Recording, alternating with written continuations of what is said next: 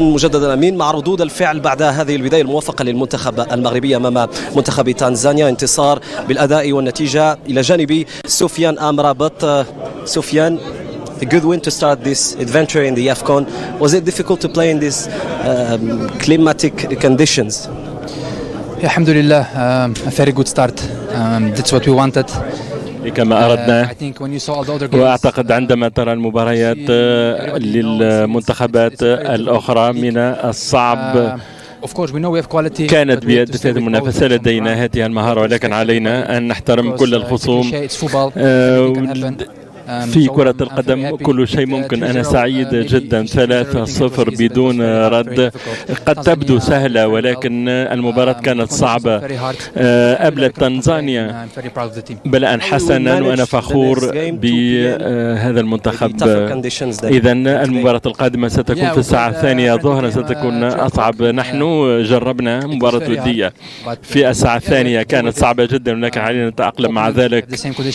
والخصوم لديهم نفس الظروف. نريد أن نفوز وأن تفخر بنا جماهيرنا وأن نكافح حتى آخر رمق. شكرا جزيلا. مدرب منتخب تنزانيا عادل عمروش. عادل, هارد لك. انطلاقة ربما سيئة. المنطق احترم اليوم. ربما المنتخب المغربي كان مرشحا على الورق وأثبت ذلك داخل رقعة الميدان. هل كانت هنالك أخطاء بالنسبة للمنتخب بالنسبة للاعبين؟ هي في الحقيقة قبل كل شيء يعني هنيئا المنتخب المغربي اللي أدى مقابلة أيضا كما يقولوا ما سرقش الفوز تاعو، كان فوز مستحق.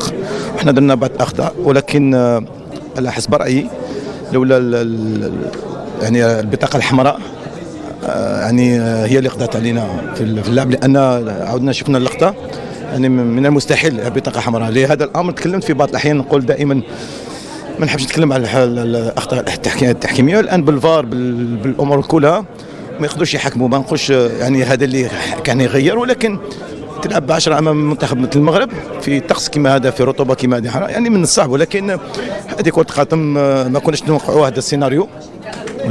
نلعبوا ب10 عندما تلعب 10 مع لاعبين ضد المنتخب المغربي. يعني نظن باللي هذا نتيجه منطقيه وحنا لازم نصلحوا روحنا وكما يقول لك بالتوفيق المنتخب المغربي. يمكن القول ان المنتخب المغربي انتصر اليوم بالاداء والنتيجه بغض النظر عن البطاقه الحمراء. حاولتم استدراك الامر لكن في نهايه المطاف الكلمه الفصل كانت لي واقعي الامر. يعني الحق الاداء لعبوه بطريقه محكمه وحنا حاولنا باش نلعبوا ضد هذا المنتخب القوي يعني على حسب الامكانيات تاعنا، ولكن الانسان يكون انسان واقعي ويعني يستعرف بقوه الخصم. يعني الظهر. مرحبا مجددا امين. معي مدرب المنتخب المغربي وليد الركراكي. كوتش فيستاسيون. كوتش تهانينا. إذا تحدثت مؤتمر صحفي عن إدارة المباراة وأعتقد أنها أعطت ثمارها اليوم، خاصة أن توقيت الهدف الأول هو منحر الفريق. نعم هذه المباريات الصعبة عليك أن تفتح بها التسجيل ثم عليك أن تدير الجهود. كان هناك بعض التراخي في بداية الشوط الثاني وتركنا الكرة للمنافس وكان علينا أن ندرك ذلك.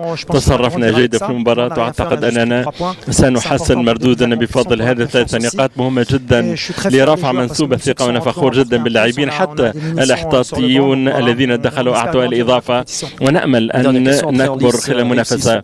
إذا نجحتم بدون بذل جهد كبير. كيف تتصرف في المباريات القادمة خاصة وأن مباراة الكونغو ستكون في الساعة 2 ظهرا؟ ربما هذه المباراة تخيفنا أكثر ولن نكون بعيدين عن ربما الإجهاد البدني. علينا أن نحسن إدارة هذه المباراة كمنتخب كبير. نتحدث عن الأوقات الكبرى والصغرى